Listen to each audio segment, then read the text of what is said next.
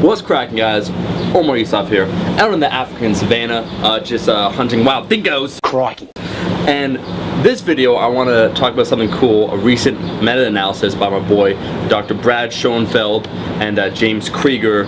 I highly respect Dr. Brad Schoenfeld's work when it comes to hypertrophy, really illuminating for us natties what we need to do in order to maximize our gains. Because we only have so much time in order to work out, we might as well be doing the right thing. So the question becomes, one of the big questions is, when it comes to training, how many sets should you do per muscle group in order to maximize muscular gains? It's a great question. And so what basically he did a meta-analysis with James Krieger, and they took a look essentially at high volume versus low volume approaches to training. And so when we talk about this, when we talk about trying to increase muscular size, I believe it was, they looked at 9+ sets per muscle group per week, and then less than 9 sets. So a low volume approach would be defined as less than 9 sets per muscle group per week, and then a high volume greater than 9. And what they found, which is interesting, when we talk about meta-analysis, is looking at a lot of studies at once to get a greater conclusion of things. So it provides just a better statistical accuracy of what's going on when it comes to these studies. So they did that, and they found something interesting. They found that a higher volume approach, so getting over 9 sets per muscle group per week, produced better gains, better hypertrophic gains, so gaining more muscle over that period of time of which they studied. And I believe each study that they included in the meta-analysis was over 6 weeks. So what does this mean in terms of practical use for all us bros out there? Well, we know for a long time, we've known that there's different approaches to training, right?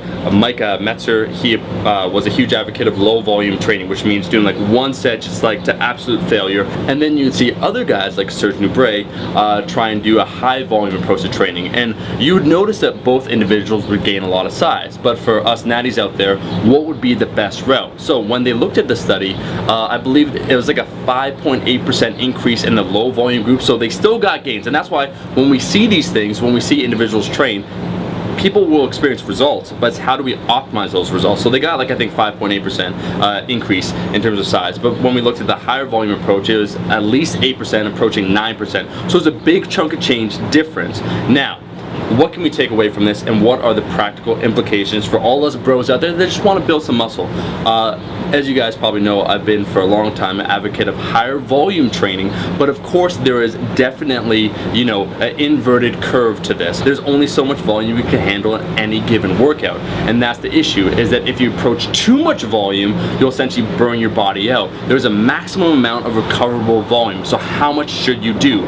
We do know that in general doing a higher volume approach tends to work, but what are some good recommendations we can make for every single person out there? Well, if you look at another study that James Krieger did when it comes to how many sets, how many reps you should do and how many times you should train a muscle, it seems there's a rough band for natural lifters in terms of optimal gains.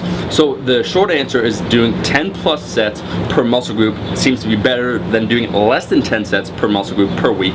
But if you want a good general recommendation, we can look at his study. What they looked at and what they found is between 40 to 70 repetitions of roughly 6 to 8 sets. Doing that 2 to 3 times per week per muscle group seems to be best. So just look at the totality of your training, the muscle groups that you're trying to hit, that you want to grow, and look at your actual training volume and what you're getting in there, and if you're meeting that rough band. Because some programs, and I'm not gonna name those programs, you guys, can you hear these birds? I'm telling you, we're out here in the African savannah. Some programs, I feel, just for hypertrophy, some strength programs are just too low volume, and so they're not gonna produce gains. Me personally, I've noticed through the pull-ups I've been doing, the higher volume approach, even though that I am cutting, I've noticed better results, and that's something that will just happen over time. So when we take a look at these results, when we take a look at what's going on, you can see that there are differences. When we talk like close to 4% difference in gains over a small period of time, you extend that over years and years, it's no wonder some people have more results than others. So it's not to say that a lower volume approach does not work and does not build muscle. It just seems like, looking at all the studies, all the evidence that we have, a higher volume approach works for training. Yes, science! bitch! Keep in mind that other recommendation too by James Krieger of the totality of your training, again, roughly 40 to 70 total repetitions of 4 to 8 sets, 2 to 3 times per week per muscle group is a great recommendation for natural lifters trying to build muscle and get stronger. Guys, that is the video. That is what I wanted to talk about. I thought it was really cool because what Dr. Brad Schoenfeld did is take a look once again at everything available in terms of training volume, in particular how many sets you should do per muscle group in order to try and maximize hypertrophy, and they found that a higher volume approach works. I want you to comment in the comment section below what style you do. Do you currently do a lower volume approach or a higher volume approach, and what do you think? Thank you so much for watching the video. If you liked the video, make sure to like the damn video, and I'll be seeing all you guys, my rascals, in that next video. Peace. Oh my god! Tastes pretty good. Little gamey. There's pesticides in these. I'm actually gonna die.